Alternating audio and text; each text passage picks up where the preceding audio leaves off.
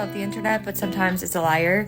I saw this adorable dress on Kelsey. I love her content, and we're both in our like bridal eras, and I was like, oh my god, this could be so cute to wear to my wedding. So I had to go to Reformation and try it on, but you guys, this is one of the most ill-fitting, heinous pieces of clothing I've ever put on my body.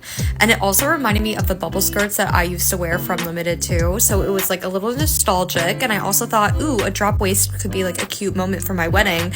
And then I remembered I'm 5'2" 3/4" and this looks terrible on me. Absolutely tragic. I'm trying not to get defeated because I hate dresses. I hate the idea of wearing a long one for my wedding especially. So I wanted to go a more non-traditional route, but this is not it. I tried it on. I saw Kelsey's original video and then I got tagged in Emma's video about the Babette dress. I think it's Babette from Reformation. It's this really cute silk mini dress that would be perfect for a bridal reception, an elopement, a cute non-traditional wedding look, but there were some obvious issues with the fit. So today I want us to talk through whether or not this is actually a fit issue or it's a make issue. Production issue means that it's just not going to work no matter what we do. There is something that happens during production. The seams are funky. It's just not going to work and we're not going to be able to fix it with alterations. Fit issues can be fixed during alterations. So first off, let's talk about the dress on Kelsey and Emma, what I can see just from looking at the video. On Kelsey, I'm almost 100% sure that this is just a fit issue that could be really easily fixed with some alterations around the bust, some alterations on the halter, and maybe even potentially like a cup or some type of bra underneath. It definitely seems like it fits really perfectly down at the bottom. It's just the top that needs a little alteration. It looks like it fits perfectly everywhere except for around her bust. And just from the shape of the dress, I have a feeling that's going to be a really easy alteration. This is a dress that you could probably buy,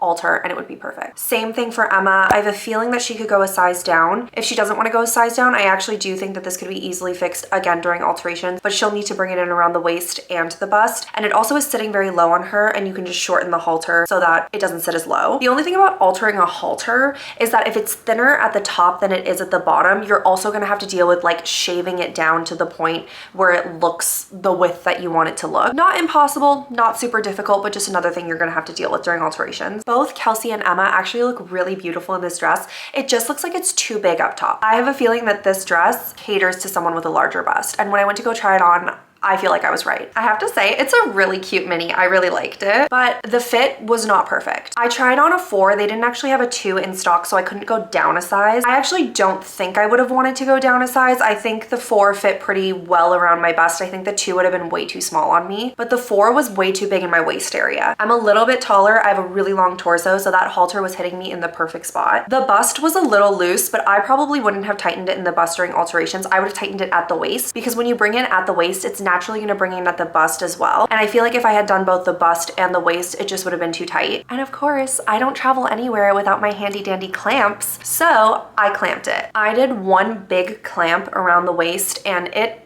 was perfect. Once the clamp was on, it was pretty. If you look really closely at the dress, there are seams all over this dress. Reformation did us a favor when they did that. If you have a silk dress, the hard part about it is if you pull too much, it's gonna crinkle, it's gonna make waves where you don't want there to be waves. But when you have all of these seams going on around the dress, there is a lot of places to bring it in and make it the perfect fit without altering the way that the silk actually lays on your body. This is a dress I would be totally comfortable having my clients buy and then take to alteration. The dress itself is $500, and I think with alterations, it'll probably clock in around maybe $250, $300 max to get just those little pinch and tuck alterations, maybe even less depending on who you're going to. And I, as a bridal stylist, I think that's pretty reasonable. I think this dress is actually a knockoff of the Wiederhoft dress, which is closer to, I want to say, $3,000 or $4,000. It's not a perfect replica, but it definitely has the same vibe, especially with the bubble skirt. And I don't think it's ridiculous to pay $800 total for a dress for your wedding day. A lot of times we say, oh, if a dress is that expensive, it should not need alterations. That's a lie. If you're spending that much on a dress, it makes even more sense to do alterations on it, because if you're spending that much on a dress, you want it to look perfect on you. And no dress out the gate is gonna look perfect unless it was specifically custom made for you, because unless